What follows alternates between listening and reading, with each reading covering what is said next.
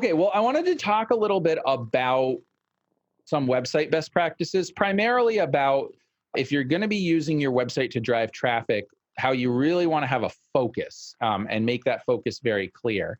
Because I think that this is something that a lot of people can benefit from. I want to make sure that everybody can sort of benefit from this. So, what I wanted to kind of talk about today was the idea that if you're building a website and that's what you're going to use to really get people to sign up for your services. So what I imagine is that most people right now as tutors want customers to go to their website, complete a form to sign up for either a free assessment or, paid services, right?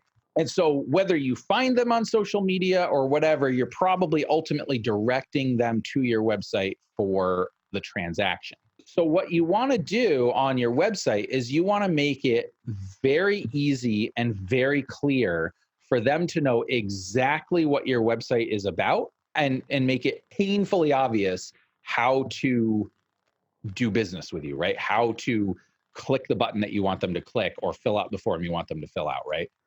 Because typically online, when somebody goes to your website, you've got about 3 to 5 seconds for them to judge your website before they're going to decide either to leave or to continue to go through your website. So what I'm going to focus on today is optimizing your homepage because in most cases for this industry, the homepage is going to be where most people are going to land, unless you have like a blog that starts to get popular, and then that might be the most searched page. But you can look in your website analytics and find out which page is getting the most traffic. So on your homepage, there's two things that I want to make sure that people understand that are really, really important. The first thing is the term above the fold.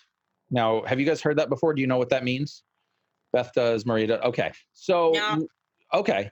So what it means is when you are on a device, whether it's your computer, your mobile phone, whatever, and you go to a website, it's everything you can see before you have to scroll. That's called above the fold. So if you think about it as like a traditional newspaper, right? And you're holding a newspaper and it's folded in half, everything that you can see on the top half is above the fold.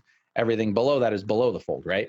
So your goal essentially is to either get them to immediately interact with something that's above the fold, or in our metaphor here, flip the newspaper so they can see what's below that, right? So if they get to your website and the title of your website isn't clear, 100% clear as to what this website's all about, you might lose them right there, right?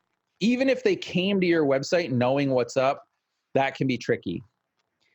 If they come to your website and there's 9 navigation items on the top, that can lose them right there.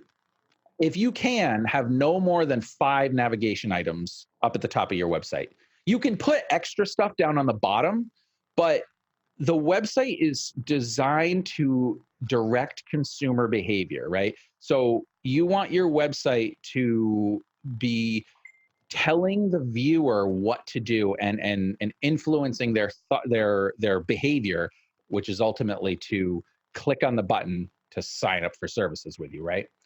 So typically what I recommend is that you have a very clear title. You can have the title of your business, but then you may want to have a tagline or something underneath that is very precise and concise, saying, this is what I do. What I've seen a lot of people do is they try to get fancy and they try to sound smart and they try to use words and terminology that is more poetic than anything else. Think about like building your website so that a 6-year-old could get on there and know exactly what to expect. So it's good to have a video. Sometimes it's good to have like an image or whatever. I recommend having an image of you right up on the top because you're the brand. You want to make sure that you have some kind of image of yourself on the top. Clear title, clear description right up in the top of the website about what you're about. And then you want to make sure that in your navigation, you have a specific dedicated button for, sign up for assessment or contact me or whatever, right? And in most websites, you can make it a different color. So make it green or blue or whatever, right? Don't make it red. and then also have another button maybe down below the picture or down below the description that again says, sign up for your free assessment or whatever your offer is, right? And then down below, you can have little, blurbs with images, right, that say, I've got my blog and this is where you can go to find valuable information for free. I've got my FAQs here, including is online tutoring for me. You put that in bold, right? Keywords, by the way. And then you might have like, oh, and learn more about me by clicking on my about me page, my credentials, my experience, whatever, right? And keep it tight, really sort of focus tight, lots of imagery and links both up in the navigation and on each subsection, right? That lead exactly where you want them to go. So if you can do that just on your homepage itself, that's going to be a much better user experience for anybody coming to your website. And you're more likely to see higher click-through rates to where you want them to go. So that's broad, high-level description, because I'm going to go a little bit more in depth, I'll probably do a live stream about it, or maybe I'll just do a video. But either way, I'll go into more specifics at a later time on website design and good website theory, because it's super important when you're driving people to your website to know how consumers work and to direct behavior. If you think about it, they're coming to your website for a reason, right? Don't make it hard for them to do what they want to do, because if you do, they will bounce. So if you think about the philosophy behind all the tools that you're using, every tool should have a purpose. Every tool that you use, every tool in your tool belt should be there to accomplish a specific task.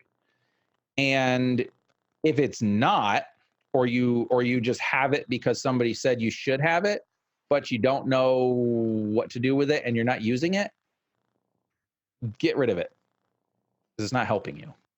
So what I would suggest for people is take a look at the websites that you have, whether it's a sort of a full website through Wix or WordPress or whatever, or whether it's more specific landing pages.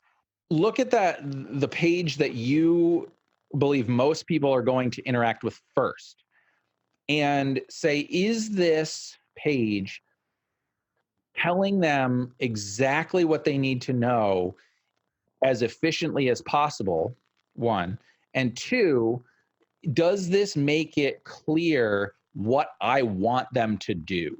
Meaning, sign up for, whatever it is, right? If you do the free assessment, like everybody has different goals. So whatever your goal is, make sure that your customer or your viewer knows what you want them to do.